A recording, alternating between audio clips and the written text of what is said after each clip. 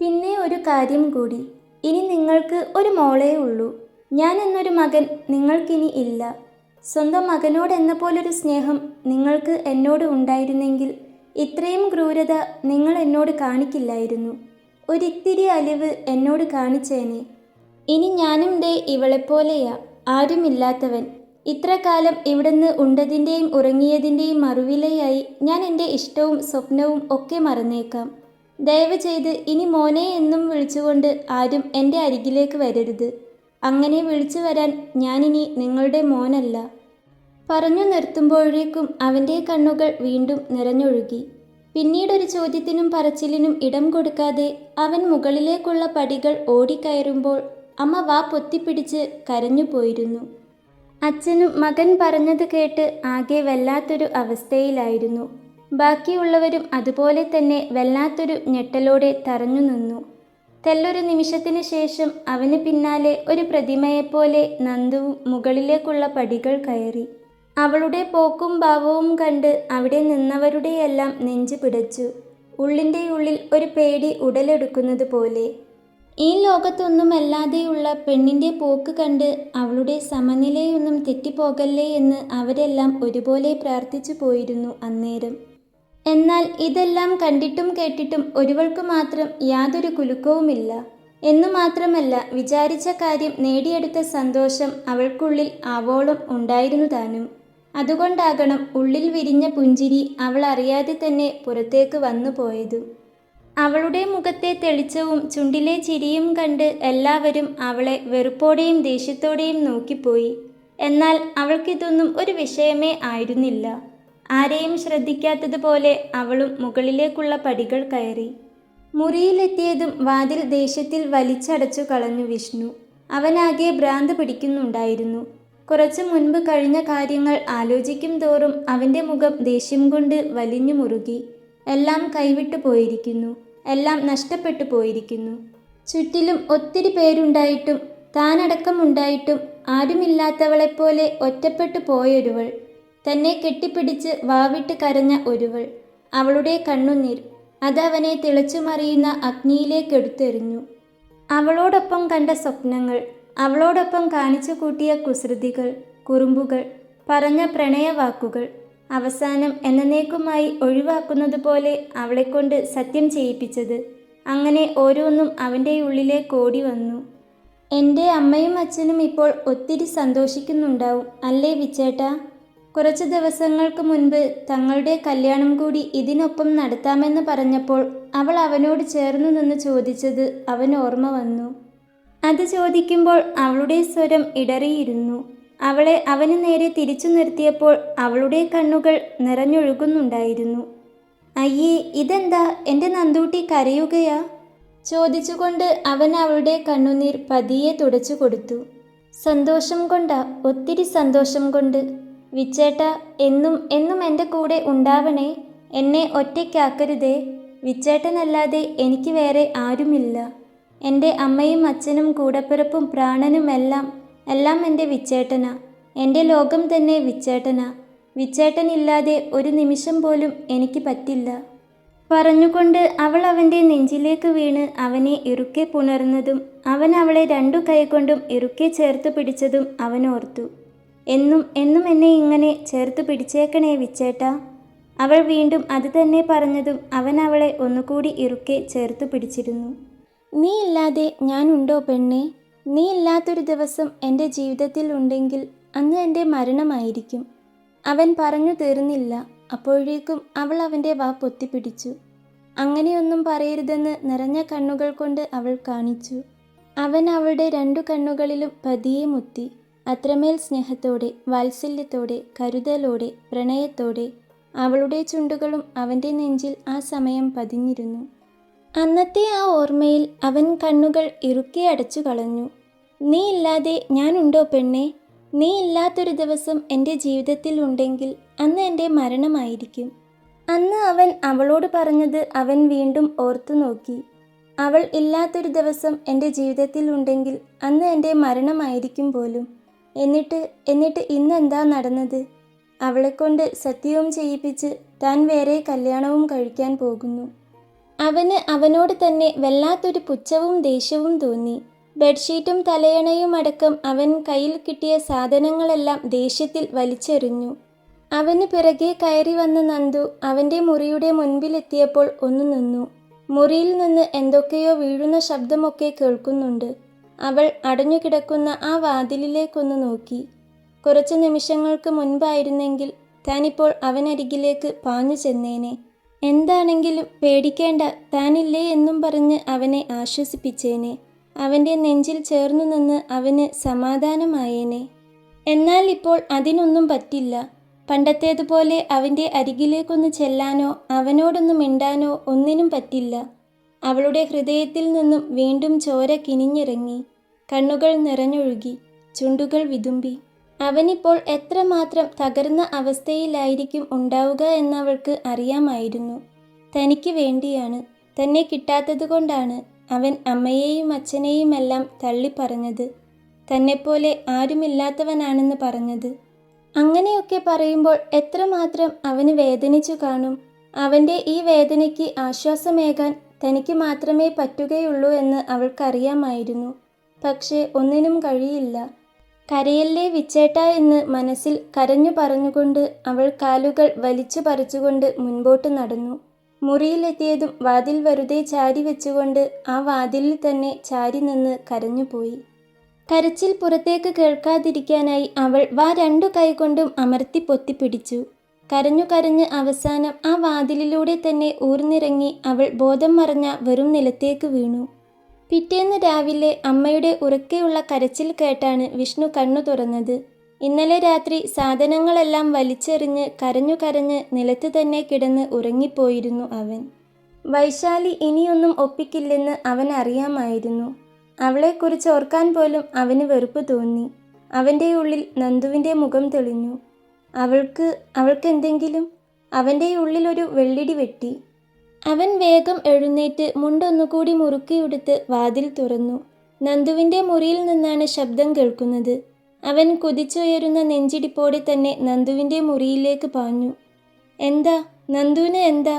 ചോദിച്ചുകൊണ്ട് അവൻ അകത്തേക്ക് കയറിയതും കണ്ടു വാതിലിന് സൈഡിലായി അമ്മയുടെ മടിയിൽ കണ്ണു തുറക്കാതെ തലവെച്ച് കിടക്കുന്ന നന്ദുവിനെ.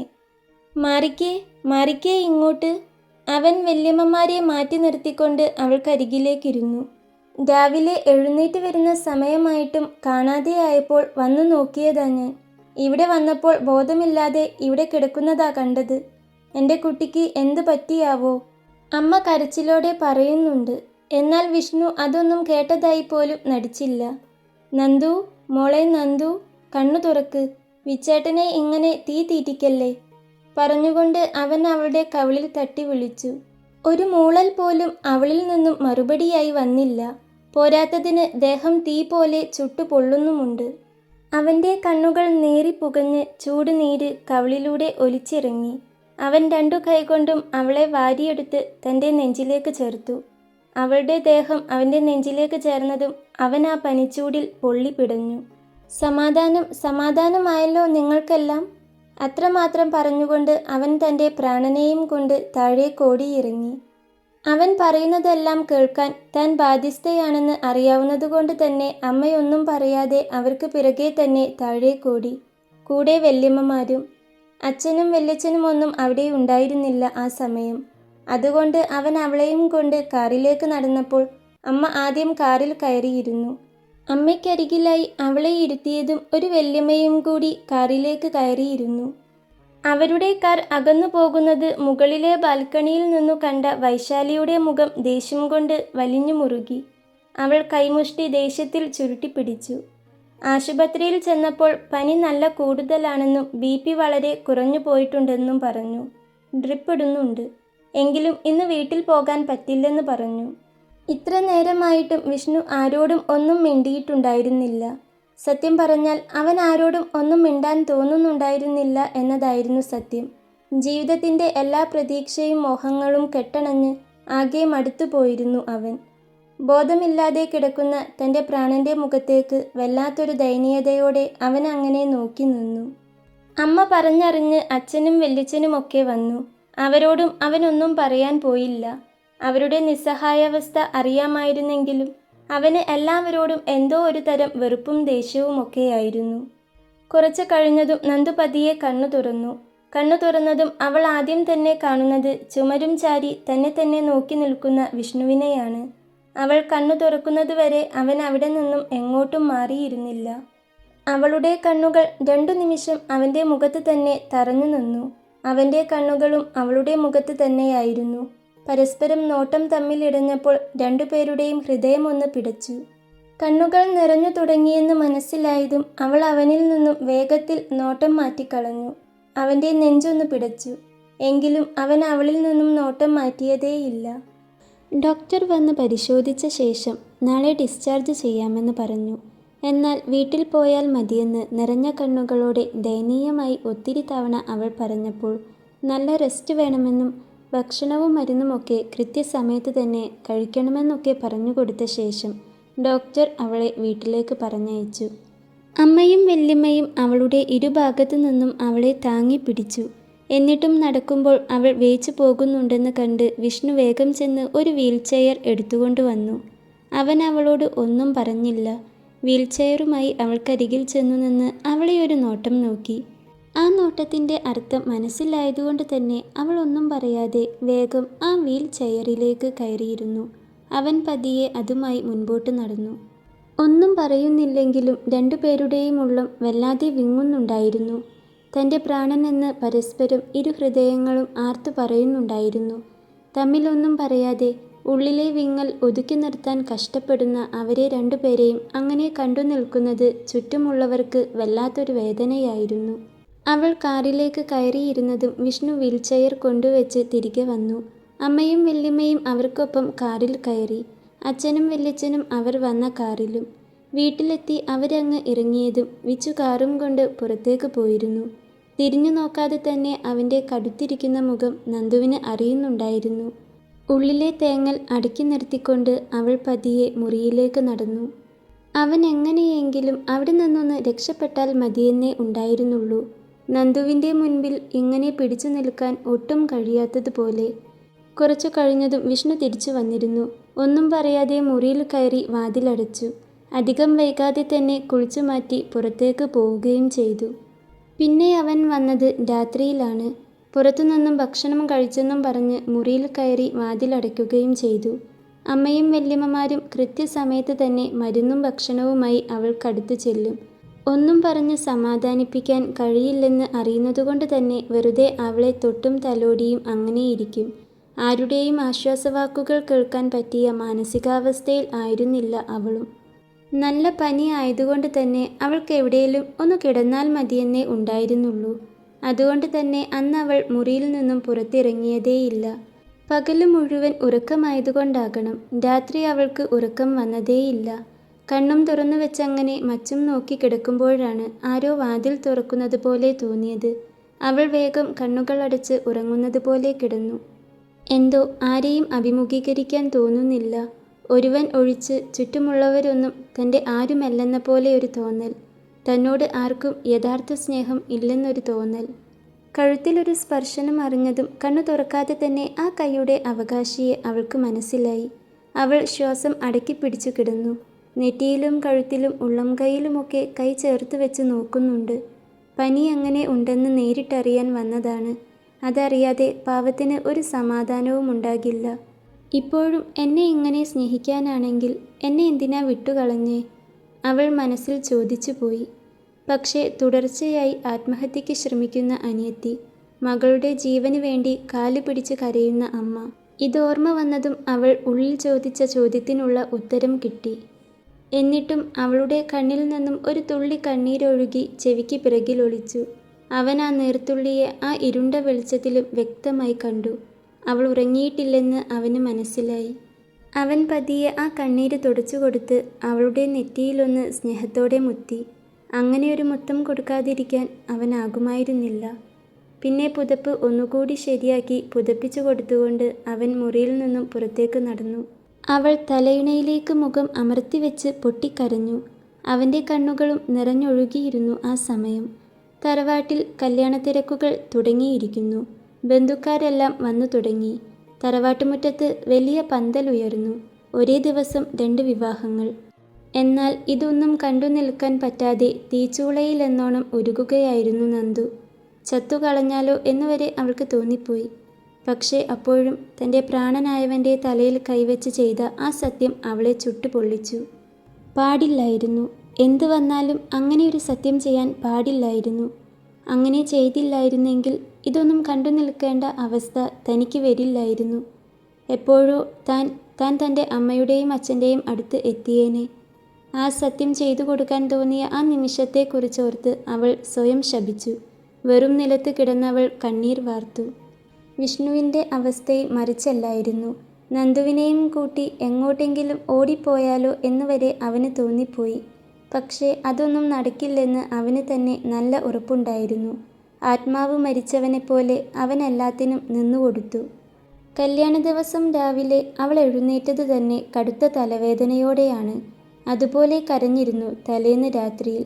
തലയിലൂടെ തണുത്ത വെള്ളം ഒലിച്ചിറങ്ങിയപ്പോഴാണ് അവൾക്ക് ചെറിയൊരു ആശ്വാസം തോന്നിയത്. കല്യാണത്തിന് ഉടുക്കാൻ അവൾക്കും പുതിയൊരു സാരി വാങ്ങിക്കൊടുത്തിരുന്നു അവർ.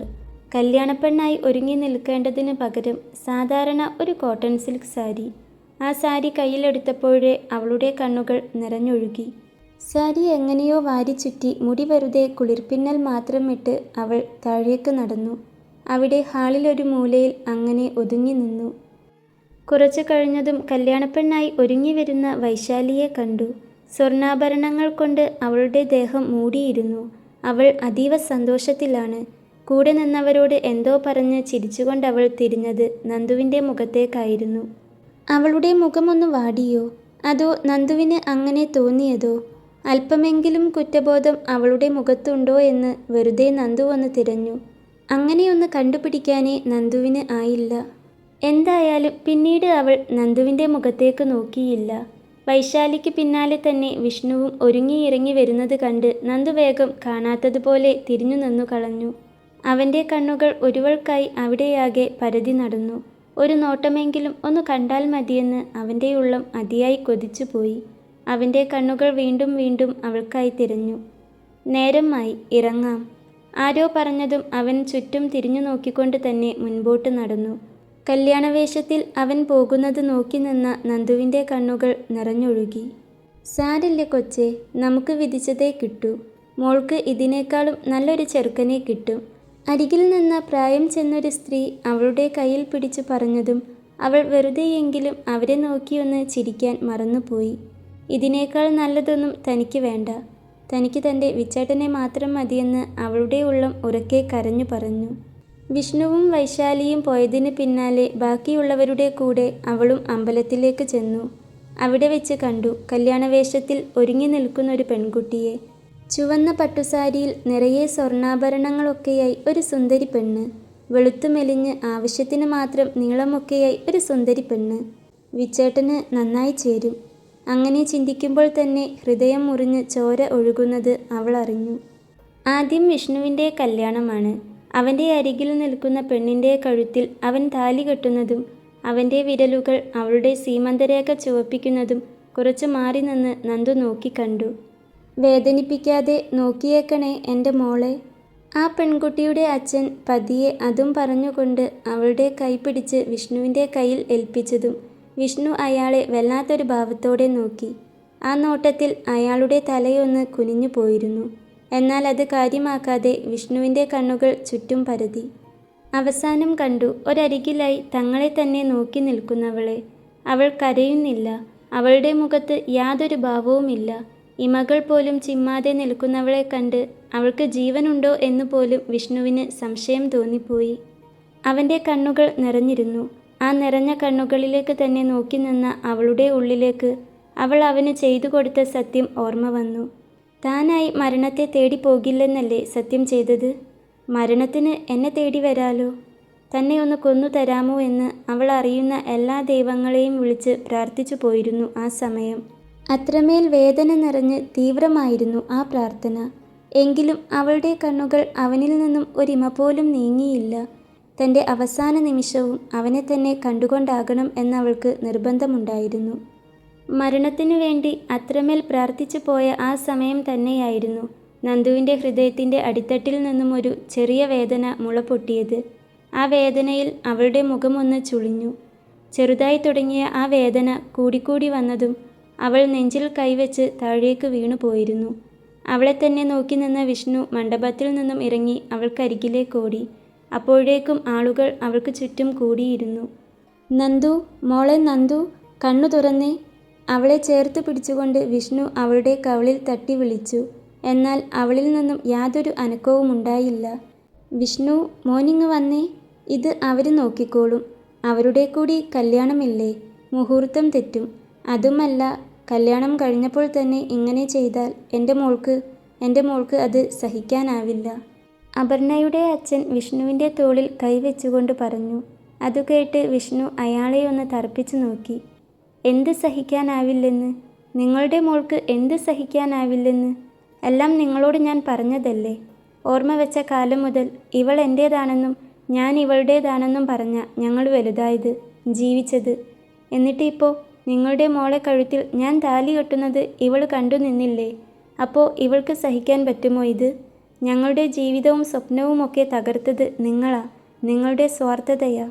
പറഞ്ഞുകൊണ്ട് തൻ്റെ കൈക്കുള്ളിൽ കിടക്കുന്ന നന്ദുവിനെ അവൻ വീണ്ടും തട്ടി വിളിച്ചു. അപ്പോഴും അവൻ അപർണയുടെ നേരെയൊന്ന് നോക്കിയത് പോലുമില്ലായിരുന്നു. എത്ര തട്ടി വിളിച്ചിട്ടും അവൾ കണ്ണു തുറക്കുന്നില്ലെന്ന് കണ്ട് അവൻ്റെ നെറ്റിയൊന്ന് ചുളിഞ്ഞു. അവൻ പതിയെ അവളുടെ മൂക്കിൻ തുമ്പിൽ വിരൽ വെച്ച് നോക്കിയതും അവനൊരു ഞെട്ടലോടെ കൈ പിൻവലിച്ചു പോയി. അവൻ ശ്വാസമെടുക്കാൻ പോലും മറന്നു. പിന്നെ പതിയെ വിറയലോടെ അവളുടെ നെഞ്ചിൽ കൈ ചേർത്ത് വെച്ചതും അവനാകെ തളർന്നുപോയി. ഇല്ല, ആ നെഞ്ചിടിപ്പ് ഇനിയില്ല. അത് നിന്നു പോയിരിക്കുന്നു. തന്നെ കണ്ണിലും മനസ്സിലും നിറച്ചു വെച്ചുകൊണ്ട് തന്നെ അവളുടെ അവസാന ശ്വാസം നിന്നു പോയിരിക്കുന്നു. മരിച്ചു മരവിച്ചതുപോലെ അവൻ തരിച്ചിരുന്നു പോയി. എന്താടാ, എന്താ എൻ്റെ മോൾക്ക് പറ്റിയത്? തരിച്ചിരിക്കുന്ന വിഷ്ണുവിനെ നോക്കി അമ്മ കരച്ചിലോടെ ചോദിച്ചു. അവൻ നെഞ്ചു പിടച്ചുകൊണ്ട് അമ്മയെ ഒന്ന് നോക്കി. പോയി, അവള് പോയി. എന്നോട് സത്യം ചെയ്തതുപോലെ അവൾ മരണത്തെ തേടി പോയില്ല. പക്ഷേ അവളുടെ വേദന കണ്ട്, അവളുടെ പ്രാർത്ഥന കേട്ട് മരണം അവളെ തേടി വന്നു. ഞാൻ തോറ്റുപോയി. അവൻ പറഞ്ഞ് അവസാനം വാവിട്ട് കരഞ്ഞുപോയി. സന്തോഷം കൊണ്ടാ, ഒത്തിരി സന്തോഷം കൊണ്ട്. വിച്ചേട്ടാ, എന്നും എൻ്റെ കൂടെ ഉണ്ടാവണേ. എന്നെ ഒറ്റയ്ക്കാക്കരുതേ. വിച്ചേട്ടനല്ലാതെ എനിക്ക് വേറെ ആരുമില്ല. എൻ്റെ അമ്മയും അച്ഛനും കൂടപ്പിറപ്പും പ്രാണനും എല്ലാം എൻ്റെ വിച്ചേട്ടനാ. എൻ്റെ ലോകം തന്നെ വിച്ചേട്ടനാ. വിച്ചേട്ടനില്ലാതെ ഒരു നിമിഷം പോലും എനിക്ക് പറ്റില്ല. തൻ്റെ നെഞ്ചോട് ചേർന്നു നിന്ന് പറഞ്ഞവളെ അവൻ ഓർമ്മ വന്നു. അപ്പോഴേക്കും അമ്മയും വല്യമ്മമാരും അടക്കം ആരൊക്കെയോ കരയാൻ തുടങ്ങിയിരുന്നു. അവൻ അവളെ തൻ്റെ നെഞ്ചോട് ചേർത്ത് പിടിച്ച് ആ നെറുകയിൽ അമർത്തി ചുംബിക്കുമ്പോൾ അവൻ്റെ നെഞ്ചിലും ഒരു വേദന ഉടലെടുത്തിരുന്നു. തൻ്റെ പ്രാണനായവളെ ചേർത്ത് പിടിച്ചുകൊണ്ട് തന്നെ അവൻ ജീവനറ്റ് തറയിലേക്ക് വീണു. വിഷ്ണു ഉറക്കത്തിൽ നിന്നും ഞെട്ടിയുണർന്നു. വെള്ളക്കെട്ടിൽ കിടന്നെഴുന്നേറ്റതുപോലെ അവനാകെ വിയർത്തു കുളിച്ചിട്ടുണ്ട്. 2 നിമിഷം വേണ്ടി വന്നു അവന് താൻ കണ്ടത് സ്വപ്നമാണെന്ന് മനസ്സിലാക്കാൻ. പക്ഷേ ആ സ്വപ്നത്തിന് അവൻ്റെ തീരുമാനങ്ങളെയെല്ലാം കാറ്റിൽ പറത്തിക്കളയാനുള്ള ശക്തിയുണ്ടായിരുന്നു. അവൻ അല്പം സമയം തലയ്ക്ക് കൈ കൊടുത്തിരുന്നു. അല്പം വെള്ളം കുടിക്കണമെന്ന് അവന് തോന്നി. പക്ഷേ ജഗ്ഗിൽ വെള്ളം കൊണ്ടുവച്ചിട്ടില്ലെന്നോർത്ത് അവൻ വെറുതെ തിരിഞ്ഞു നോക്കിയതും കണ്ടു നിറയെ വെള്ളം നിറച്ചു വെച്ചിരിക്കുന്ന ജഗ്. അമ്മയായിരിക്കും. എന്തോ അവൻ അവരെ ഓർത്ത് വല്ലാതെ നെഞ്ചു വേദനിച്ചു. ഇന്നലെ അവരോട് പറഞ്ഞു പോയ വാക്കുകൾ ഓർത്ത് അവന് സങ്കടം തോന്നി. അമ്മയുടെ അവസ്ഥയാണ് അമ്മയെക്കൊണ്ട് അങ്ങനെ പറയിപ്പിച്ചതെന്ന് അവനറിയാം. പക്ഷേ അതിലും വലിയ അവസ്ഥയിൽ ആയിരുന്നല്ലോ താൻ ആ നിമിഷം. അവൻ ജഗ്ഗോടെ തന്നെ വെള്ളം വായിലേക്ക് കമഴ്ത്തി. എന്നിട്ടും അവന് ആശ്വാസം തോന്നുന്നുണ്ടായിരുന്നില്ല.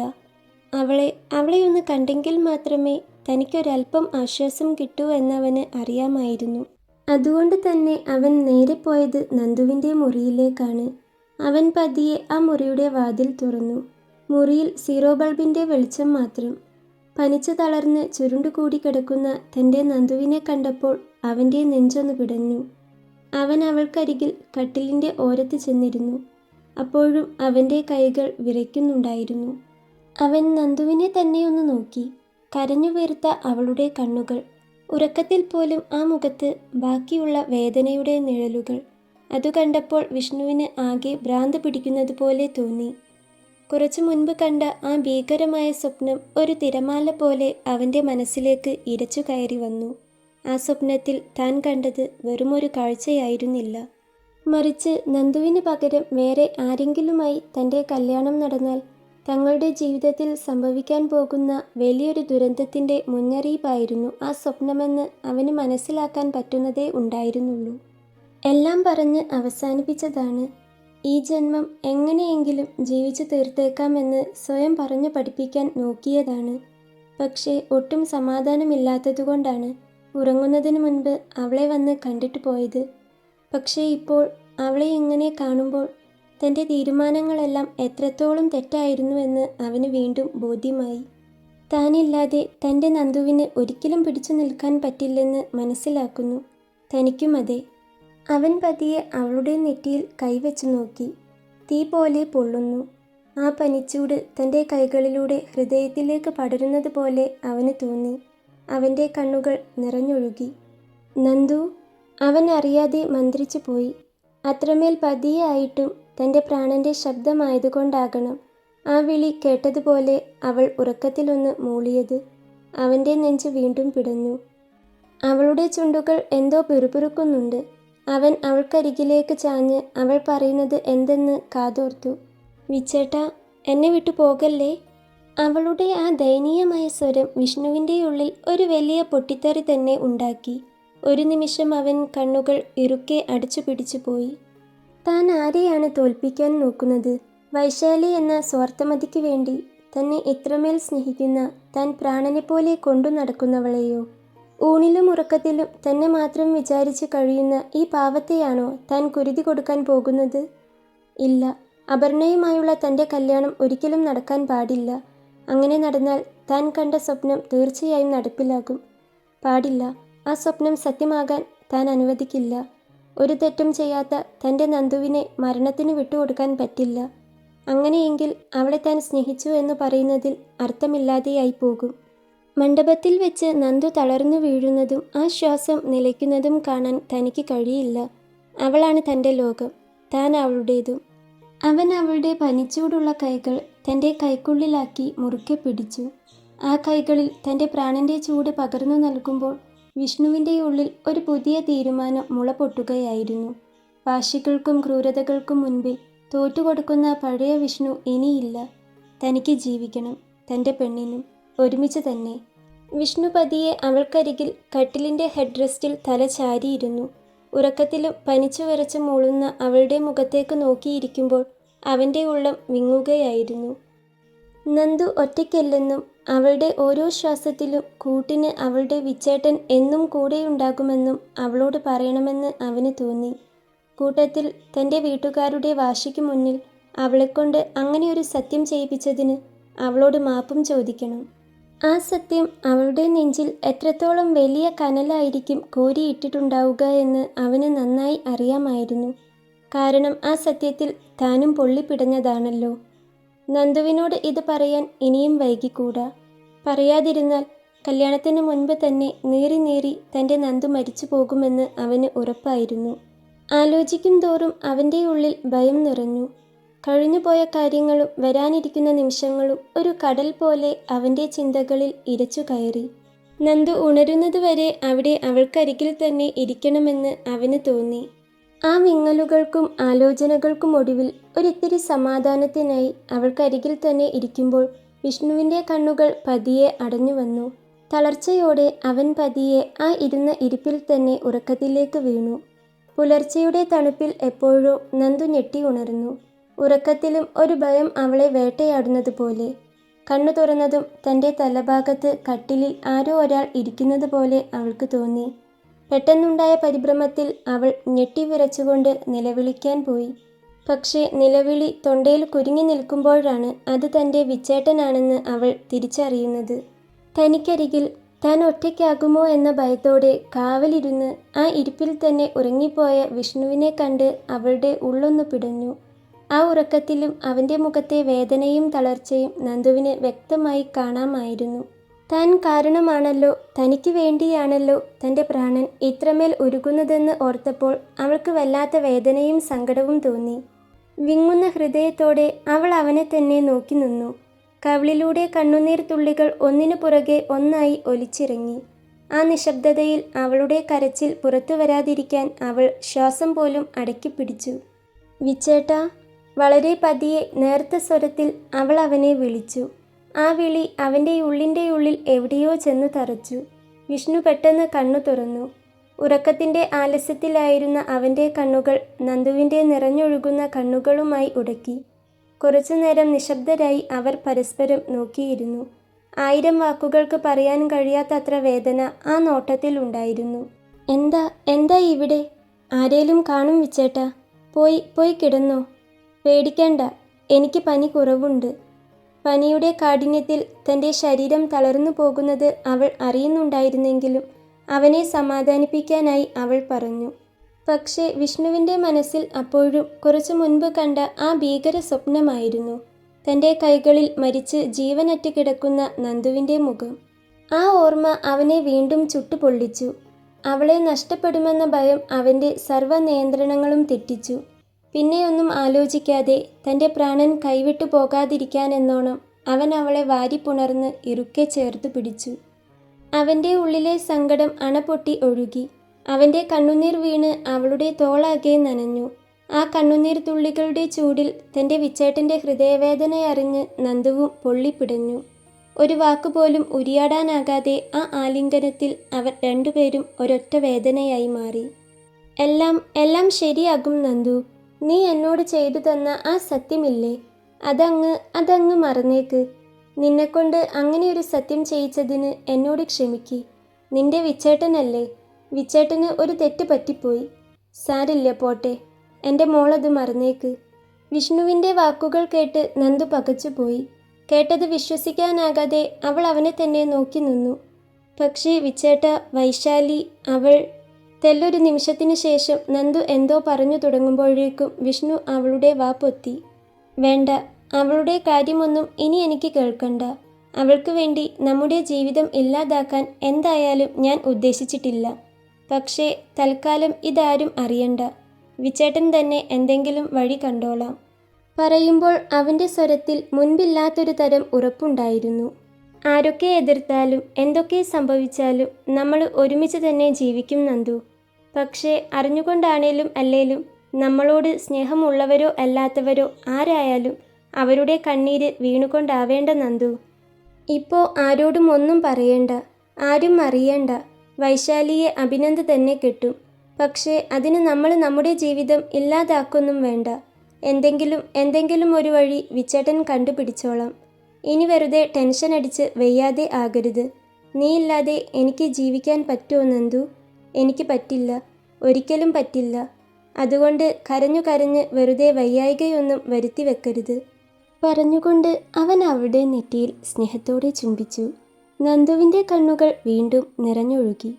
പക്ഷേ ആ കണ്ണുനീരിൽ ഇപ്പോൾ സങ്കടത്തേക്കാൾ കൂടുതൽ ആശ്വാസമായിരുന്നു. അവൾ അവനെ ഇറുക്കെ പുണർന്നു.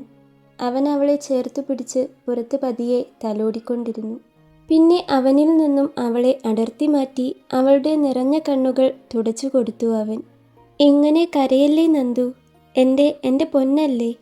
വീണ്ടും നിറഞ്ഞു വരുന്ന അവളുടെ കണ്ണുകൾ കണ്ട് അവൻ അവളെ ഒന്നുകൂടി ചേർത്തു പിടിച്ചുകൊണ്ട് പറഞ്ഞു. എന്നിട്ടും തന്നെ ഈ തീരുമാനത്തിലേക്ക് എത്തിച്ച ആ ഭീകര സ്വപ്നത്തെക്കുറിച്ച് അവൻ അവളോടൊന്നും പറഞ്ഞില്ല. ആ സ്വപ്നത്തിൽ അവളുടെ മരണത്തിന് പിന്നാലെ താനും മരിക്കുന്നുണ്ടല്ലോ. മരണത്തിലും അവളെ തനിച്ചാക്കാതെ താനും അവളുടെ കൂടെ ചെന്നല്ലോ എന്ന ചിന്ത അവൻ്റെ ഉള്ളിലൂടെ കടന്നുപോയി. അതുകൊണ്ട് തന്നെ അവളെ ഒരു നിമിഷം പോലും ഇനി വിട്ടുകൊടുക്കാൻ അവനാകുമായിരുന്നില്ല. വന്ന് ഉറങ്ങിക്കോ, സമാധാനത്തോടെ ഉറങ്ങിക്കോ പറഞ്ഞുകൊണ്ട് അവൻ അവളെ പതിയെ കട്ടിലിലേക്ക് കിടത്തി. പുതപ്പിച്ചു കൊടുത്ത് അവളുടെ നെറുകിലൂടെയൊന്ന് തലോടിയ ശേഷമാണ് അവൻ അവളുടെ മുറിയിൽ നിന്നും പുറത്തിറങ്ങിയത്. വാതിൽ കടന്നപ്പോൾ അവനൊന്ന് തിരിഞ്ഞു നോക്കി. അവൻ പോകുന്നതും നോക്കി കിടന്ന അവളെ നോക്കി അവനൊന്ന് കണ്ണു ചിമ്മി ചിരിച്ചു. ആ പുഞ്ചിരി അവളുടെ ചുണ്ടിലേക്ക് ചേക്കേറാൻ അധിക സമയം വേണ്ടി വന്നില്ല. എങ്ങനെയാണ് ഇതിനൊരു പോംവഴി കാണുക എന്ന് ഇപ്പോഴും അവന് വ്യക്തമല്ല. എങ്കിലും വൈശാലിയുടെ വാശിക്ക് മുന്നിൽ കീഴടങ്ങില്ലെന്നും നന്ദുവിനെ മരണത്തിന് വിട്ടുകൊടുക്കില്ലെന്നുമുള്ള ഉറച്ച തീരുമാനം അവൻ്റെ മനസ്സിന് വലിയൊരു സമാധാനവും ആശ്വാസവും നൽകുന്നുണ്ട്. എന്തു വന്നാലും ഒരു പോംവഴി കണ്ടേ പറ്റൂ. ആലോചിച്ചുകൊണ്ട് വിഷ്ണു തൻ്റെ മുറിയിലേക്ക് നടന്നു. പിറ്റേന്ന് രാവിലെ തന്നെ വിഷ്ണു പുറത്തേക്ക് പോയി. ചായ പോലും കുടിക്കാൻ അവൻ നിന്നിരുന്നില്ല. മകൻ്റെ ആ മൗനവും അകൽച്ചയും അമ്മയുടെ ഉള്ളു പൊള്ളിച്ചു. എവിടെയാണ് അവൻ പോയതെന്നോ എന്തിനാണ് ഇത്ര ധൃതിയിൽ ഇറങ്ങിയതെന്നോ അറിയാതെ അമ്മയുടെ നെഞ്ചു പിടഞ്ഞു. പണ്ടാണെങ്കിൽ ഇങ്ങനെയൊരു സാഹചര്യത്തിൽ എല്ലാം നന്ദുവിനോട് ചോദിക്കാമായിരുന്നു. പക്ഷേ ഇപ്പോൾ അതിനും പറ്റില്ലല്ലോ എന്നോർത്തപ്പോൾ ആ നെഞ്ച് വീണ്ടും പിടഞ്ഞു. ശാരീരികമായ അവശതയും പനിയുടെ ക്ഷീണവും കാരണം നന്ദു മുറിയിൽ തന്നെയായിരുന്നു. സത്യം പറഞ്ഞാൽ എഴുന്നേറ്റ് നടക്കാനുള്ള ശേഷി പോലും അവൾക്കുണ്ടായിരുന്നില്ല. അല്ലെങ്കിൽ അവൾ അടുക്കളയിൽ ചെന്ന് എന്തെങ്കിലും സഹായിച്ചേനെ. അമ്മ ചായയുമായി രാവിലെ അവളുടെ മുറിയിലേക്ക് വന്നിരുന്നു. ഇടയ്ക്കിടെ വല്യമ്മമാരും വന്ന് അവൾക്ക് പനി കുറവുണ്ടോ എന്ന് നോക്കി. വിഷ്ണു പറഞ്ഞതുപോലെ നന്ദു ആരോടും അധികമൊന്നും മിണ്ടാൻ പോയില്ല. തനിക്കും വിഷ്ണുവിനും വേണ്ടി അവൾ ആ മൗനം പാലിച്ചു. വിച്ചേട്ടൻ പറഞ്ഞതുപോലെ വിച്ചേട്ടൻ തന്നെ എന്തെങ്കിലും ഒരു വഴി കാണും. ആ ഒരു ഉറപ്പും സമാധാനവും മാത്രമായിരുന്നു അവളുടെ ഏകധൈര്യം. നന്ദുവിനെ എന്തു പറഞ്ഞ് ആശ്വസിപ്പിക്കണം എന്നറിയാതെ അമ്മയും വല്യമ്മമാരും വലഞ്ഞു. ഒന്നും പറഞ്ഞ് അവളെ ആശ്വസിപ്പിക്കാൻ കഴിയില്ല എന്ന് അമ്മയ്ക്കും വല്യമ്മമാർക്കും എല്ലാം അറിയാമായിരുന്നു. എങ്കിലും സ്നേഹത്തോടെ അവളെ ചേർത്തു നിർത്തി നിർബന്ധിച്ച് അവർ ഭക്ഷണം കഴിപ്പിച്ചു. വാക്കുകൾ കൊണ്ട് നൽകാൻ കഴിയാത്ത ആശ്വാസം ആ കരുതൽ നൽകുന്നുണ്ടായിരുന്നു. വിഷ്ണു നേരെ പോയത് തൻ്റെ കൂട്ടുകാരൻ്റെ അടുത്തേക്കായിരുന്നു. ആരെയും വിശ്വസിക്കാൻ കഴിയാത്ത ഈ സാഹചര്യത്തിൽ അവന് ആകെയുള്ള ആശ്രയം അവൻ്റെ കൂട്ടുകാരായിരുന്നു. വൈശാലി ആത്മഹത്യയ്ക്ക് ശ്രമിച്ചതും അതേ തുടർന്ന് അമ്മ കരഞ്ഞുകൊണ്ട് തൻ്റെയും നന്ദുവിൻ്റെയും കാല് വരെ പിടിക്കാൻ വന്നതും അവസാനം നന്ദുവിനെക്കൊണ്ട് സത്യം വരെ ചെയ്യിച്ചതും വിഷ്ണു ജിത്തുവിനോട് പറഞ്ഞു. എല്ലാം കേട്ടപ്പോൾ ജിത്തുവിനും എന്തു പറയണമെന്ന് അറിയുന്നുണ്ടായിരുന്നില്ല. ആകെ തളർന്നു പോയ വിഷ്ണുവിനെ കണ്ട് ജിത്തുവിന് സങ്കടമായി. എടാ, എന്തു വന്നാലും ഞങ്ങളൊക്കെ കൂടെയുണ്ടെന്ന് നിന്നോട് അന്നേ പറഞ്ഞതല്ലേ? എന്നിട്ടും ഇത്രയൊക്കെ കാര്യങ്ങൾ നടന്നിട്ടും നീ എന്താ ഞങ്ങളോട് ഒന്നും പറയാതിരുന്നേ? ഞങ്ങളൊന്നും നിന്റെ ആരുമല്ലേ? ജിത്തു വിഷ്ണുവിനോട് ചോദിക്കുമ്പോൾ വിഷ്ണു നിറഞ്ഞ കണ്ണുകളോടെ അവനെ ഒന്ന് നോക്കിയതേയുള്ളൂ. പിന്നെയാണ് വിഷ്ണു തലേന്ന് കണ്ട സ്വപ്നത്തെക്കുറിച്ചും അതേ തുടർന്ന് തീരുമാനം മാറ്റിയതും പിന്നീട് ആ രാത്രിയിൽ തന്നെ നന്ദുവിനെ പോയി കണ്ടതുമെല്ലാം പറഞ്ഞത്. നടന്ന കാര്യങ്ങളെല്ലാം കേട്ടപ്പോൾ ജിത്തുവും വല്ലാതെ വിഷമിച്ചു. ഒടുവിൽ ഇതിനൊരു പോംവഴി എന്ന നിലയിൽ വിഷ്ണു വിവാഹം കഴിക്കാൻ പോകുന്ന അപർണയെ നേരിട്ട് കണ്ട് സംസാരിക്കാമെന്ന് ജിത്തു വിഷ്ണുവിനോട് പറഞ്ഞു. സത്യത്തിൽ അപർണയെക്കുറിച്ച് വിഷ്ണുവിന് കാര്യമായൊന്നും അറിയില്ലായിരുന്നു.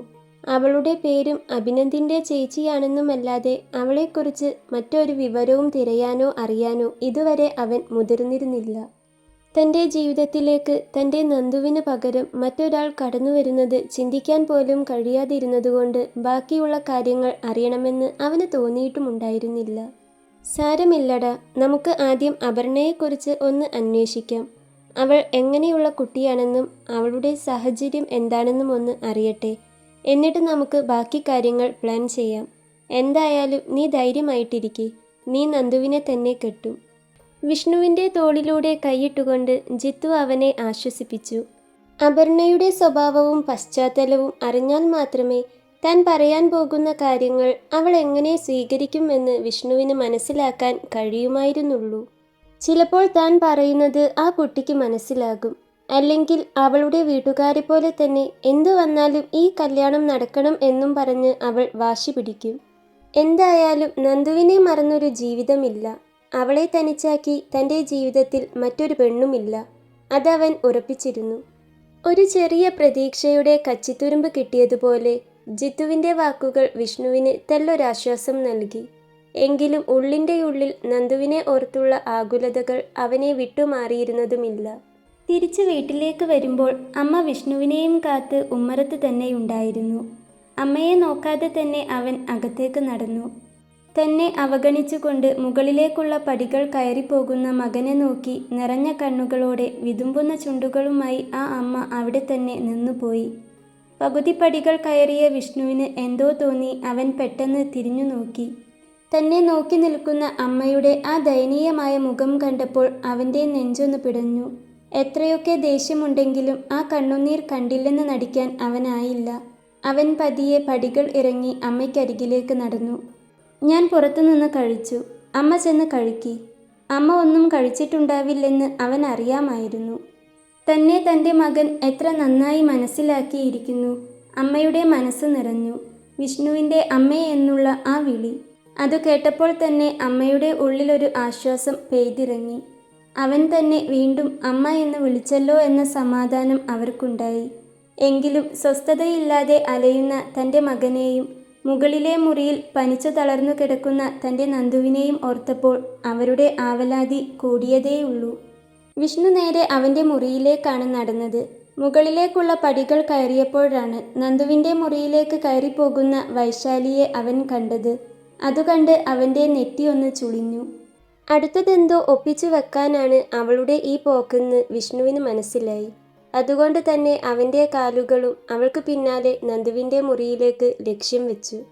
ഞാനിപ്പോൾ വന്നത് ഒരു കാര്യം പറയാനാ. നീയും എൻ്റെ ഏട്ടനും എനിക്ക് ചെയ്ത സത്യം മറന്നു പോകരുത്. അതിന് നിങ്ങൾ തമ്മിൽ ഇനി കാണരുത്.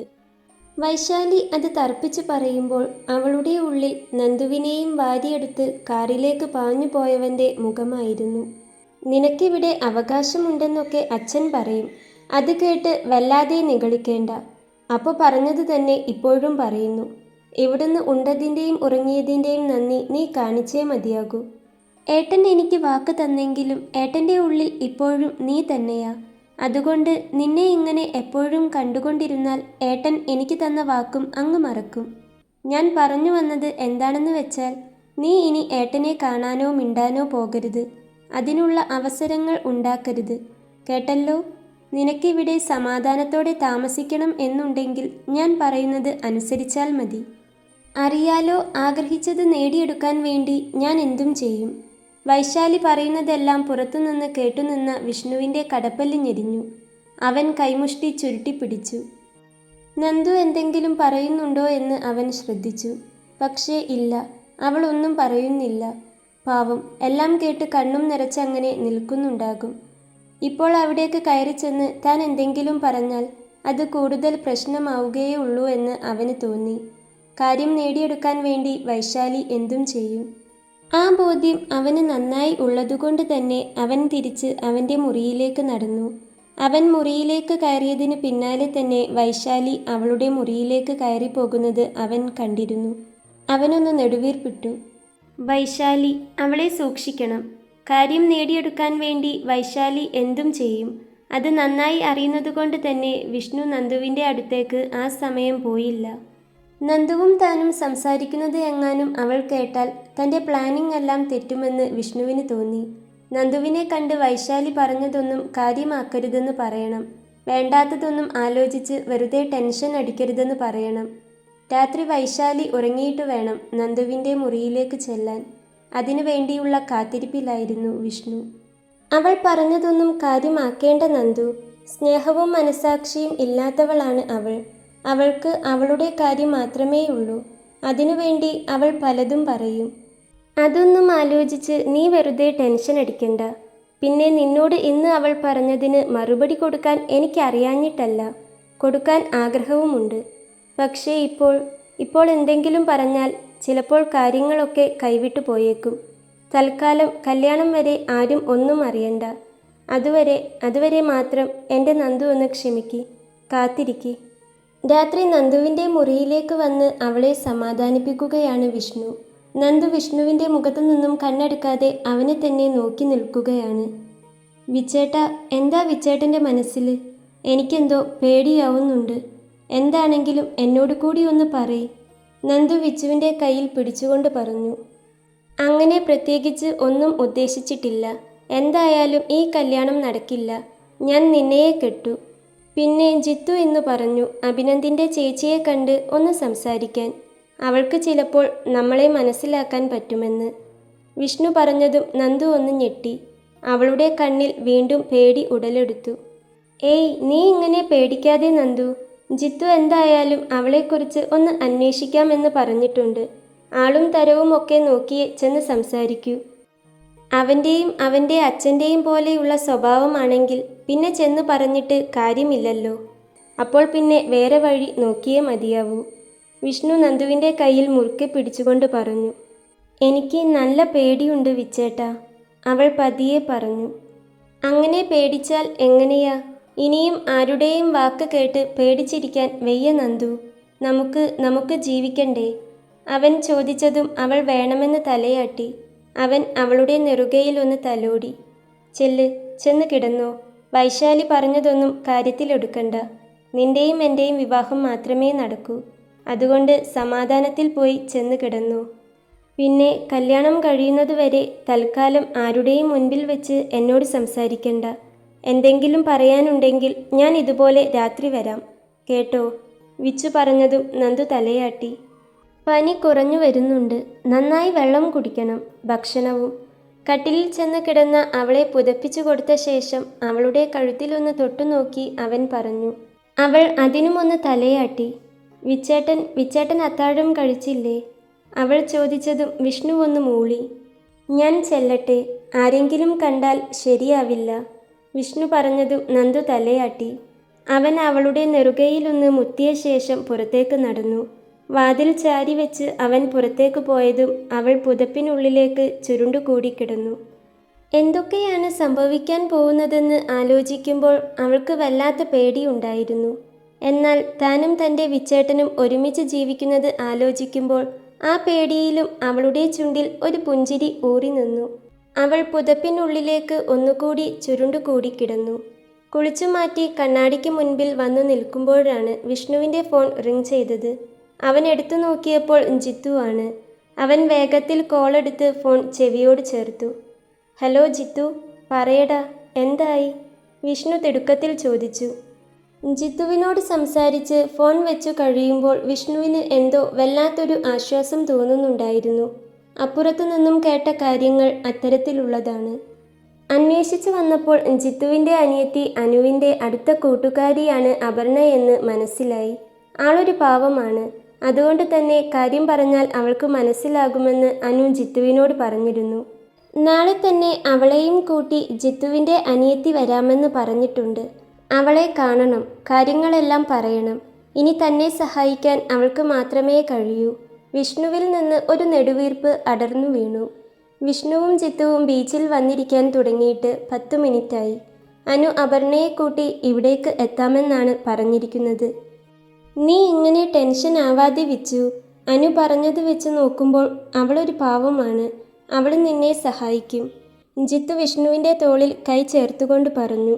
വിഷ്ണു അതിനൊന്ന് ചിരിച്ചെന്ന് വരുത്തി. ഇതല്ലെങ്കിൽ വേറെയൊന്ന്. എന്തായാലും ഇതിൽ നിന്ന് രക്ഷപ്പെട്ടേ പറ്റൂ. അത് വിഷ്ണു മനസ്സിൽ ഉറപ്പിച്ചിരുന്നു. എടാ, അവർ വന്നു. ജിത്തു വിഷ്ണുവിൻ്റെ തോളിൽ തട്ടി പറഞ്ഞതും വിഷ്ണു ജിത്തു നോക്കുന്നിടത്തേക്ക് നോക്കി. അനുവാണ് വണ്ടി ഓടിച്ചത്. അവൾക്ക് പുറകിലിരിക്കുന്നുണ്ട് അപർണ. അനു വണ്ടി നിർത്തിയതും അവൾക്ക് പുറകിലിരുന്ന അപർണ പതിയെ ഇറങ്ങി.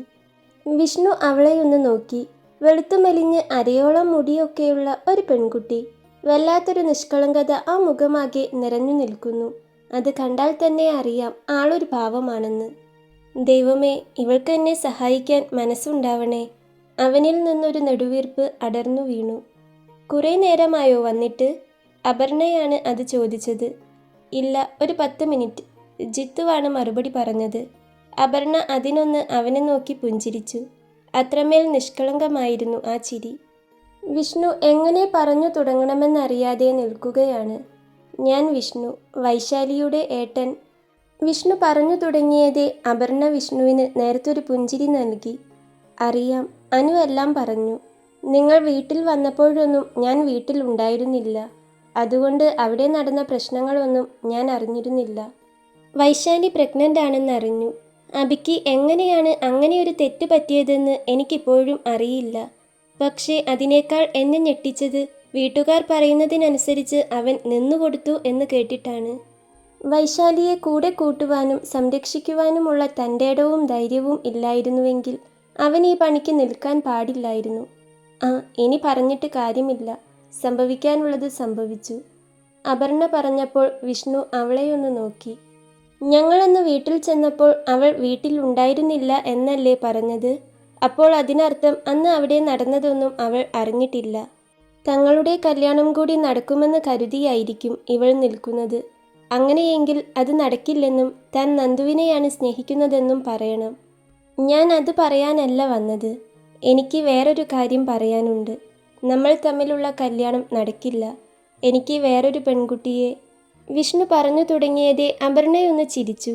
ആ ചിരിയിൽ പറയാൻ വന്നത് വിഷ്ണുവിന് പാതിയിൽ നിർത്തേണ്ടി വന്നു. അറിയാം, അനു എല്ലാം പറഞ്ഞു. ഞാൻ പറഞ്ഞല്ലോ, നിങ്ങൾ അന്ന് വന്നപ്പോൾ ഞാൻ അവിടെ ഉണ്ടായിരുന്നില്ല എന്ന്.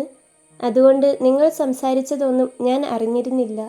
എന്നോട് അച്ഛനോ അമ്മയോ വീട്ടുകാരോ അബിയോ ആരും ഇതേക്കുറിച്ച് ഒന്നും പറഞ്ഞിട്ടില്ല. വൈശാലിക്കൊരു ഏട്ടനുണ്ട്. അവനുമായി നിന്റെ കല്യാണം നടക്കുമെന്ന് മാത്രമേ പറഞ്ഞിട്ടുള്ളൂ. ഞാൻ ചോദിച്ചതാണ്, എൻ്റെ ചൊവ്വാദോഷത്തെക്കുറിച്ചൊക്കെ അറിഞ്ഞ് അവർ പൂർണ്ണ മനസ്സോടെ തന്നെയാണോ ഈ കല്യാണത്തിന് സമ്മതിച്ചത് എന്ന്. ആണെന്നാണ് അവർ എന്നോട് പറഞ്ഞത്.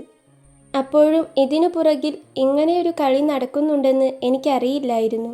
അനു പറഞ്ഞപ്പോഴാണ് ഞാൻ അറിയുന്നത്. ഞാനും വിചാരിച്ചു, ഒരു ചൊവ്വാദോഷക്കാരിയെ കെട്ടാനൊക്കെയുള്ള ധൈര്യവും നല്ല മനസ്സുമൊക്കെ ഉണ്ടാവുമോ എന്ന്. അവസാനത്തെ വാചകം അവൾ പറഞ്ഞത് നേർത്തൊരു പുഞ്ചിരിയോടെയാണ്. അവളുടെ ആ ചിരി കണ്ട് വിഷ്ണു അവളെയൊന്ന് നോക്കി. അയ്യോ, അങ്ങനെ പറഞ്ഞതല്ല. എല്ലാവർക്കും ഈ ചൊവ്വാദോഷം എന്നൊക്കെ കേൾക്കുമ്പോൾ ഒരു തരം പേടിയാണല്ലോ, അതുകൊണ്ട് പറഞ്ഞതാ. അവൾ പറഞ്ഞതും വിഷ്ണു ഒന്ന് ചിരിച്ചു. ചൊവ്വാദോഷം, അതിലൊന്നും എനിക്ക് വിശ്വാസവും പേടിയുമില്ല. പക്ഷേ അതല്ല ഇവിടെ കാര്യം. എനിക്ക് നന്ദുവിനെ മറക്കാൻ പറ്റില്ല. നന്ദുവിന് എന്നെയും. ഓർമ്മ വെച്ച കാലം മുതൽ ഞാൻ അവളുടേതും അവൾ എൻ്റേതുമാണെന്ന് കരുതി ജീവിച്ചവരാ ഞങ്ങൾ. അവൾക്ക് അമ്മയോ അച്ഛനോ കൂടപ്പിറപ്പോ ആരുമില്ല. അവളുടെ എല്ലാം ഞാനാ, അവളുടെ ലോകം തന്നെ. അവൾ ഉണരുന്നത് മുതൽ ഉറങ്ങുന്നത് വരെ എന്നെക്കുറിച്ചുള്ള ചിന്തയിലാണ്. എന്നെ ചുറ്റിപ്പറ്റിയാണ് അവളുടെ സന്തോഷം തന്നെയുള്ളത്. ആ അവളെ പെട്ടെന്നൊരു ദിവസം ഞാൻ മറക്കണമെന്നും വേറൊരു പെണ്ണിനെ വിവാഹം കഴിക്കണമെന്നും പറഞ്ഞാൽ അത് എങ്ങനെയാ? എനിക്കും നന്ദുവിനും പരസ്പരം മറക്കാനോ വിട്ടുനിൽക്കാനോ പറ്റില്ല. ഞങ്ങൾ തമ്മിലല്ലാതെ ഞങ്ങൾക്ക് വേറൊരു ജീവിതവും സാധ്യമല്ല. പക്ഷേ തൻ്റെ വീട്ടുകാർ വെച്ച ഡിമാൻഡ് കാരണം വൈശാലി ആത്മഹത്യയ്ക്ക് ശ്രമിച്ചു. ഒന്നും രണ്ടുമല്ല, പലവട്ടം. മരിക്കണമെന്ന ഉറപ്പോടെ ആയിരിക്കില്ല. വിചാരിച്ച കാര്യം നേടിയെടുക്കാൻ വേണ്ടിയുള്ള അവളുടെ അടവായിരിക്കണം അതെല്ലാം. പക്ഷേ എങ്ങനെയാണെങ്കിലും അമ്മ കൂടി കരഞ്ഞു കാലു പിടിച്ചപ്പോൾ ഹൃദയം നുറുങ്ങുന്ന വേദനയോടെ തന്നെ കല്യാണം കഴിക്കാമെന്ന് ഞാൻ സത്യം ചെയ്തു കൊടുത്തതാ. അങ്ങനെ ഒരു വലിയ തെറ്റ് എനിക്ക് പറ്റിപ്പോയി. പക്ഷേ അതുകൊണ്ട് ഏറ്റവും വേദന തിന്നത് നന്ദുവാണ്. ഞാനില്ലെങ്കിൽ അവള് നീറി നീറി ചത്തുപോകും. അവളില്ലാതെ എനിക്ക് പറ്റില്ലടോ. നന്ദുവിനെ മറന്ന് തന്നെ വിവാഹം കഴിച്ചാൽ തനിക്കോ എനിക്കോ സന്തോഷത്തോടെ സമാധാനത്തോടെ ഒരു ജീവിതം കിട്ടില്ല. ഞാനും നന്ദുവും പിന്നെ താനും ഉരുകി ഉരുകി ചാവുകയേ ഉള്ളൂ. വിഷ്ണു പറഞ്ഞതും അപർണ അവനെ നോക്കിയൊന്ന് ചിരിച്ചു.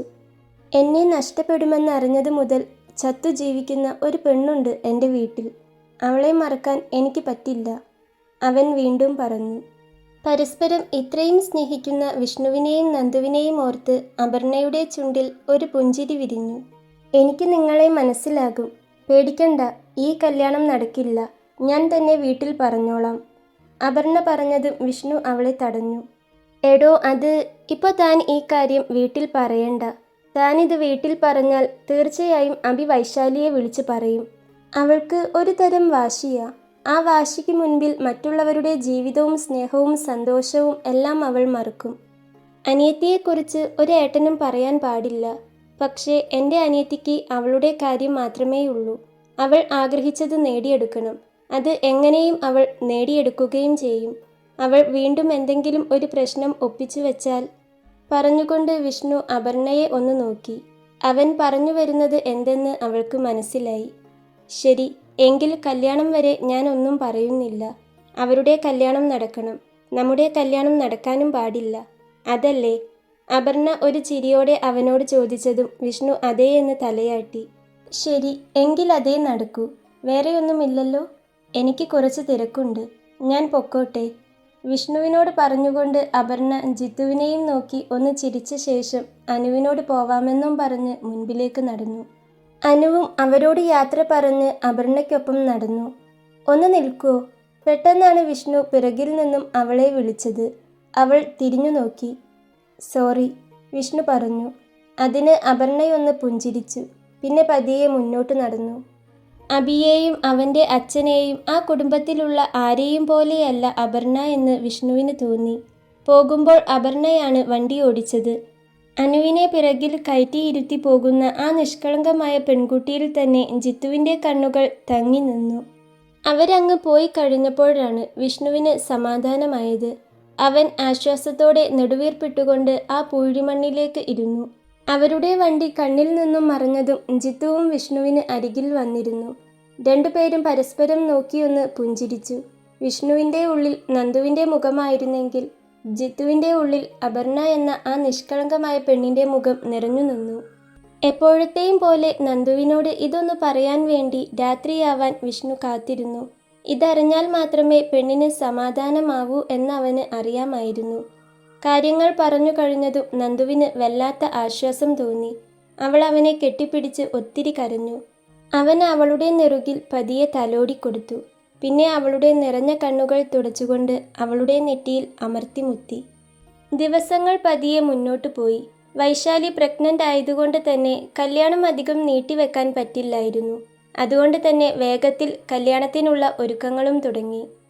ഇന്നാണ് ആ ദിവസം, വിഷ്ണുവിൻ്റെയും വൈശാലിയുടെയും കല്യാണം. കല്യാണവേഷത്തിൽ ഒരുങ്ങി വന്ന് കണ്ണാടിക്ക് മുൻപിൽ നിന്നപ്പോൾ അന്ന് രാത്രി കണ്ട ആ ഭീകര സ്വപ്നം അവൻ്റെ ഉള്ളിലേക്ക് ഇരച്ചെത്തി. അവൻ്റെ കണ്ണുകൾ നിറഞ്ഞു. അവൻ കണ്ണുകൾ ഇറുക്കി അടച്ചുകൊണ്ട് അത് മറക്കാൻ ശ്രമിച്ചു. അലമാര തുറന്ന് നന്ദുവിനു വേണ്ടി പ്രാർത്ഥിച്ച് പൂജിച്ചു വാങ്ങി സൂക്ഷിച്ചു വെച്ച താലിയെടുത്ത് അവൻ അതിലേക്ക് തന്നെയൊന്ന് നോക്കി. അപർണയ്ക്ക് വേണ്ടി ഒരുക്കിയ താലി നന്ദുവിൻ്റെ കഴുത്തിൽ വീഴരുതെന്ന് അവന് നിർബന്ധമുണ്ടായിരുന്നു. അതുകൊണ്ടാണ് അവൻ ആരും അറിയാതെ വേറെയൊരു താലി വാങ്ങി പൂജിച്ച് സൂക്ഷിച്ചു വെച്ചത്. നിറഞ്ഞ പുഞ്ചിരിയോടെ അവൻ ആ താലിയിൽ പതിയെ മുത്തി. അതും കീശയിലിട്ട് താഴേക്ക് നടക്കുമ്പോൾ കണ്ടു അണിഞ്ഞൊരുങ്ങി ഹാളിൽ വന്നു നിൽക്കുന്ന വൈശാലിയെ. തൻ്റെ കുഞ്ഞനിയത്തിയാണ്. അത്രമേൽ താൻ ലാളിച്ചു കൊഞ്ചിച്ച് വളർത്തിയ തൻ്റെ കുഞ്ഞനിയത്തി. അവളിന്ന് ഒരു ഭാര്യയാകാൻ പോവുകയാണ്. കല്യാണവേഷത്തിൽ നിൽക്കുന്ന അവളെ കണ്ടിട്ട് അനിയത്തിയോടുള്ള വാത്സല്യം ഉള്ളിൻ്റെ ഉള്ളിൽ നിറഞ്ഞു വരുന്നുണ്ട്. പക്ഷേ അവനത് പുറത്തു കാണിച്ചില്ല. അവൾ കാരണം തീ തിന്നത്, താനും നന്ദുവും നെഞ്ചു പിടഞ്ഞു കരഞ്ഞത്, അതെല്ലാം അവന് ഓർമ്മ വന്നു. സ്വന്തം കാര്യങ്ങൾക്ക് വേണ്ടി ആരുടെ ജീവിതം നശിപ്പിക്കാനും മടിയില്ലാത്ത അനിയത്തിയുടെ മുഖം അവന് ഓർമ്മ വന്നതും അവൻ അവളെ നോക്കാതെ തിരിഞ്ഞു നിന്നു. വിഷ്ണുവിൻ്റെ കണ്ണുകൾ നന്ദുവിനു വേണ്ടി അവിടെയാകെ അലഞ്ഞു നടന്നു. അവളെയൊന്ന് കാണാനുള്ള ആഗ്രഹം കൊണ്ട് അവൻ്റെ ഉള്ളം വീർപ്പുമുട്ടി. പക്ഷേ അവിടെയെങ്ങും അവളെ കണ്ടില്ല. ഇവളിത് എവിടെ പോയി ആവോ? അവൻ്റെ ഉള്ളം ചോദിച്ചുകൊണ്ടിരുന്നു. എല്ലാവരുടെയും കാലു പിടിച്ച് അനുഗ്രഹം വാങ്ങിയ ശേഷം അവർ അമ്പലത്തിലേക്ക് പുറപ്പെട്ടു. വീട്ടിൽ നിന്ന് ഇറങ്ങുമ്പോഴും അവൻ്റെ കണ്ണുകൾ നന്ദുവിനു വേണ്ടി ചുറ്റും അലഞ്ഞു. അവൻ ആരെയാണ് നോക്കുന്നതെന്ന് എല്ലാവർക്കും അറിയാമല്ലോ.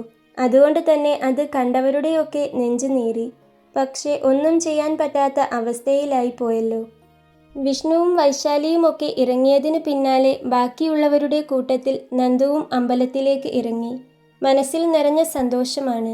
തൻ്റെയും വിച്ചേട്ടൻ്റെയും കല്യാണം. അത് ആലോചിക്കുമ്പോൾ തന്നെ അവളുടെ ചുണ്ടിൽ ഒരു പുഞ്ചിരി ചേക്കേറുന്നുണ്ട്. പക്ഷേ അവൾ അത് പുറത്തു കാണിക്കാതെ ഇരിക്കാൻ ഒത്തിരി കഷ്ടപ്പെട്ടു. ആർക്കെങ്കിലും സംശയം തോന്നിയാൽ പിന്നെ അത് മതി. എങ്കിലും ആ സന്തോഷത്തിന് മുൻപ് എന്തൊക്കെ കാണേണ്ടി വരുമെന്നും കേൾക്കേണ്ടി വരുമെന്നും ഓർത്ത് അവൾക്ക് വല്ലാത്തൊരു പേടി തോന്നി. വൈശാലിയെ നന്ദു ശ്രദ്ധിക്കാനേ പോയില്ല. വൈശാലിയും അതെ. കുറ്റബോധത്തിൻ്റെ ഒരംശം പോലും വൈശാലിയുടെ അകത്തും പുറത്തും ഇല്ലായിരുന്നു. നന്ദുവിനെ കാണുമ്പോൾ അവളുടെ ചുണ്ടിൽ വിരിഞ്ഞത് വെറും പുച്ഛം മാത്രമായിരുന്നു. ഇണയെ നഷ്ടപ്പെടുമ്പോൾ തന്നെപ്പോലെ തന്നെ അവൾക്കും വേദനിക്കുമെന്ന് വൈശാലി ഈ ദിവസങ്ങളിലൊന്നും ഓർത്തതേയില്ല. ചുവന്ന പട്ടുസാരിയിൽ ഒത്തിരി ആഭരണങ്ങളൊക്കെയായി വൈശാലി അഭിനന്ദിനരികിൽ മണ്ഡപത്തിൽ കയറി നിന്നു. വിഷ്ണുവിൻ്റെയും അപർണയുടെയും കല്യാണമാണ് ആദ്യം നടക്കേണ്ടത്. അതു കഴിഞ്ഞിട്ടാണ് വൈശാലിയുടെയും അഭിനന്ദിൻ്റെയും. അതുകൊണ്ട് തന്നെ വിഷ്ണുവിനെയും മണ്ഡപത്തിൽ കയറ്റി നിർത്തിയിരുന്നു. അപ്പോഴും വിഷ്ണുവിൻ്റെ കണ്ണുകൾ ചുറ്റും അലഞ്ഞു നടന്നു. ഒടുവിൽ കുറച്ചു മാറി കടും നീല കാഞ്ചീപുരം സാരിയിൽ സുന്ദരിയായി നിൽക്കുന്ന നന്ദുവിനെ കണ്ടു. അധികം ആഭരണങ്ങളും ചമയങ്ങളും ഒന്നുമില്ലെങ്കിലും വൃത്തിയിൽ ഞൊറിഞ്ഞുടുത്തിരിക്കുന്ന ആ സാരിയിൽ അവളെ അതിസുന്ദരിയായി വിഷ്ണുവിന് തോന്നി. അല്ലെങ്കിലും ഒരു പെണ്ണ് ഏറ്റവും സുന്ദരിയായിരിക്കുന്നത് അവളുടെ പ്രാണന്റെ കണ്ണുകളിൽ ആയിരിക്കുമല്ലോ. അവൻ വാങ്ങിക്കൊടുത്ത സാരിയാണ് അവൾ ഉടുത്തിരിക്കുന്നത്.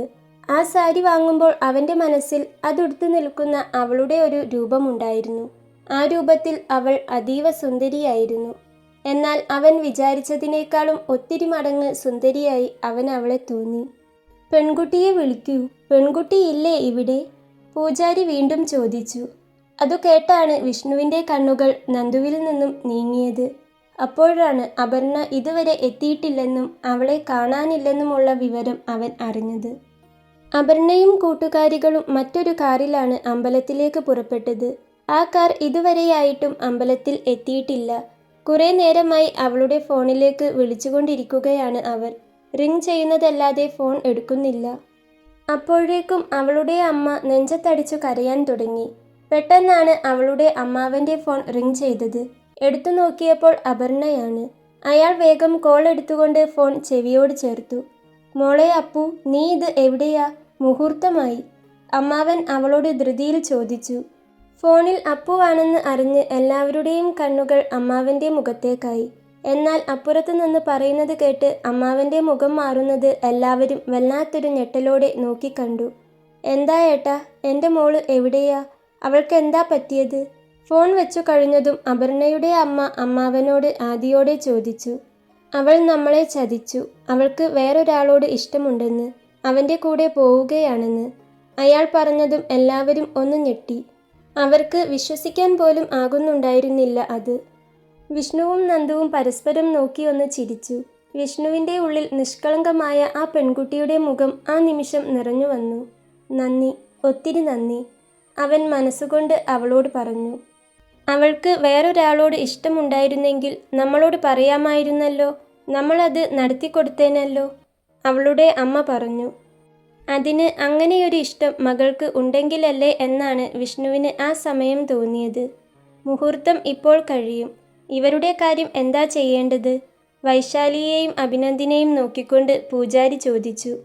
എന്തായാലും അവൾ അവൾക്ക് ഇഷ്ടപ്പെട്ടവൻ്റെ കൂടെയല്ലേ പോയത്. അവൾക്കൊരു ജീവിതമായല്ലോ. അതുകൊണ്ട് ഇപ്പോൾ ഇത് നടക്കട്ടെ. ഇത് കഴിഞ്ഞിട്ട് നമുക്ക് അവളെ തിരിച്ചു വിളിക്കാം, അവളെ തിരിച്ചു കൊണ്ടുവരാം. അമ്മാവൻ പറഞ്ഞതും എല്ലാവരും അതിനോട് യോജിച്ചു. ഇപ്പോഴാണ് വിഷ്ണുവിനും നന്ദുവിനും തീർത്തും ആശ്വാസമായത്. അങ്ങനെ വൈശാലിയുടെ കഴുത്തിൽ അഭിനന്ദ് താലി കെട്ടി. കല്യാണവേഷത്തിൽ മണ്ഡപത്തിൽ നിൽക്കുന്ന വിഷ്ണുവിൻ്റെ നേർക്കാണ് പിന്നീട് എല്ലാവരും നോക്കിയത്. വിഷ്ണുവിൻ്റെ അമ്മ എന്തോ ഓർത്തതുപോലെ നന്ദുവിനരികിലേക്ക് നടക്കുമ്പോഴേക്കും വിഷ്ണു മണ്ഡപത്തിൽ നിന്നിറങ്ങി നന്ദുവിനരികിലേക്ക് നടന്നിരുന്നു. ആരുടെയും അനുവാദം ചോദിക്കാതെ, ആരുടെയും അഭിപ്രായം ചോദിക്കാതെ അവൻ പോക്കറ്റിൽ നിന്നും നന്ദുവിനായി പൂജിച്ചു വാങ്ങി സൂക്ഷിച്ചു വെച്ച താലിയെടുത്ത് നന്ദുവിൻ്റെ കഴുത്തിൽ താലി കെട്ടി. വിഷ്ണുവിൻ്റെ വിരലുകളാൽ അവളുടെ സീമന്തരേഖ കൂടി ചുവന്നതും നന്ദു വിഷ്ണുവിനെ ഇറുക്കെ കെട്ടിപ്പിടിച്ചു കരഞ്ഞു. ഇനി ആർക്കും ഒന്നിനും അവളെ വിട്ടുകൊടുക്കില്ലെന്ന പോലെ അവനും അവളെ മുറുക്കെ അവനോട് ചേർത്ത് പിടിച്ചുകൊണ്ട് അവളുടെ നെറുകയിൽ തലോടി. അതു കണ്ടുനിന്ന എല്ലാവരുടെയും കണ്ണുകൾ ആ സമയം നിറഞ്ഞു പോയിരുന്നു. എല്ലാം മറന്ന് വിഷ്ണുവും നന്ദുവും എല്ലാവരുടെയും കാലി തൊട്ട് അനുഗ്രഹം വാങ്ങി. അവർ മനസ്സ് നിറഞ്ഞ് വിഷ്ണുവിനെയും നന്ദുവിനെയും അനുഗ്രഹിച്ചു. ഇതൊന്നും വൈശാലിക്ക് അത്ര പിടിക്കുന്നുണ്ടായിരുന്നില്ല. പിന്നെ താൻ വിചാരിച്ചതുപോലെ തന്നെ തൻ്റെ കല്യാണം നടന്നതുകൊണ്ട് മാത്രം അവളൊന്നും മിണ്ടാതെ നിന്നു. ശ്രീകോവിലിനു മുൻപിൽ നന്ദുവിനോട് ചേർന്ന് നിന്ന് പ്രാർത്ഥിക്കുമ്പോൾ ഏതോ ലോകത്തിരുന്ന് രണ്ട് ആത്മാക്കൾ അവർക്ക് അനുഗ്രഹങ്ങൾ വാരിച്ചൊരിയുന്നത് അവർ മനസ്സാലെ അറിയുന്നുണ്ടായിരുന്നു. വീട്ടിൽ അച്ഛൻ്റെയും അമ്മയുടെയും ഫോട്ടോയ്ക്ക് മുൻപിൽ നിന്ന് പ്രാർത്ഥിക്കുമ്പോഴും ഇതേ സാന്നിധ്യം താൻ അറിഞ്ഞിരുന്നുവെന്ന് നന്ദു ഓർത്തു. പ്രാർത്ഥിച്ചു കഴിഞ്ഞ് ഇറങ്ങിയതും വിഷ്ണു നന്ദുവിനെയും കൂട്ടി നേരെ ചെന്നത് ജിത്തുവിനരികിലേക്കാണ്. ഇവർ പറയുന്നത് പോലെ അവൾ ആരുടെയും കൂടെ ഒളിച്ചോടിയതല്ലല്ലോ ജിത്തു. അവൾ എവിടെയാണ്, എന്താണെന്ന് അന്വേഷിക്കണം. അവൾ തനിച്ചാവരുത്. അവൾക്ക് ഒരു അപകടവും പറ്റരുത്, വിഷ്ണു ജിത്തുവിനോട് പറഞ്ഞു. ആ സമയം ഒരു കുഞ്ഞു പെങ്ങളോടെന്ന പോലെയുള്ള ഒരു വാത്സല്യം വിഷ്ണുവിന് അപർണയോട് തോന്നുന്നുണ്ടായിരുന്നു. സ്വന്തം ചോരയായ തൻ്റെ കൂടപ്പിറപ്പിന് പോലും തന്നോട് തോന്നാത്ത അത്രയും വലിയ ദയയാണ് അവൾക്ക് തന്നോട് തോന്നിയത്. ആ മനസ്സിനെ ഒരിക്കലും കണ്ടില്ലെന്ന് വെക്കാൻ അവനാകുമായിരുന്നില്ല.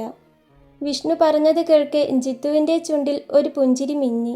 അവൻ തലയാട്ടിക്കൊണ്ട് ഫോണെടുത്ത് അനുവിനെ വിളിച്ചു. അനു, അവൾ എവിടെ? ജിത്തു ചോദിച്ചു. ദേ, ഞങ്ങൾ അഞ്ജലിയുടെ വീട്ടിലുണ്ട് ഏട്ടാ. അവിടെ എന്തായി കാര്യങ്ങൾ?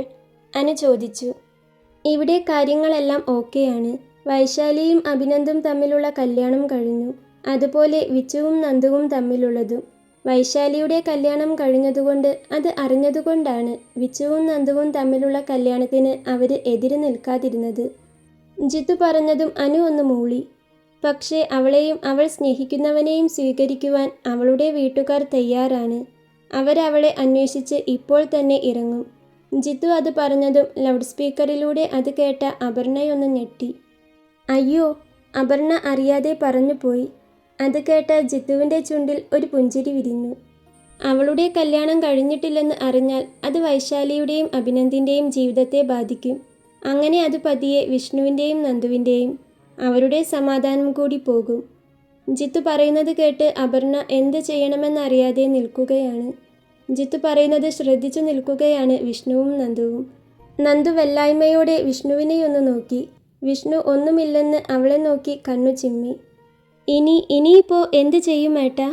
അനു ജിത്തുവിനോട് ചോദിച്ചു. ഞാൻ ആലോചിച്ചിട്ട് ഇനി ഒരു വഴിയേ ഉള്ളൂ. ജിത്തു എന്തോ ആലോചിക്കുന്നത് പോലെ പറഞ്ഞു. എന്താ ഏട്ടാ, പറയ്, അനു പറഞ്ഞു. അത് നിന്റെ കൂട്ടുകാരിയോട് നിന്റെ ഏട്ടത്തിയമ്മയാവാൻ സമ്മതമാണോ എന്ന് ചോദിക്കി. എന്നിട്ട് എന്നെ വിളിച്ച് പറയ്. എന്തായാലും കല്യാണം കഴിഞ്ഞു എന്നും കാമുകനുണ്ടെന്നും ഒക്കെ എല്ലാവരോടും പറഞ്ഞല്ലോ. അപ്പോൾ പിന്നെ അങ്ങനെ തന്നെ ആയിക്കോട്ടെ. ജിത്തു പറയുന്നതെല്ലാം പുറകിൽ നിന്ന് കേട്ടുനിന്ന വിഷ്ണു അവൻ്റെ തോളിലൂടെ കൈയിട്ട് മുറുക്കി പിടിച്ചു. എടാ കള്ള, അപ്പോൾ നിന്റെ ഉള്ളിലും ഒരു കാമുകൻ ഉണ്ടായിരുന്നു അല്ലേ?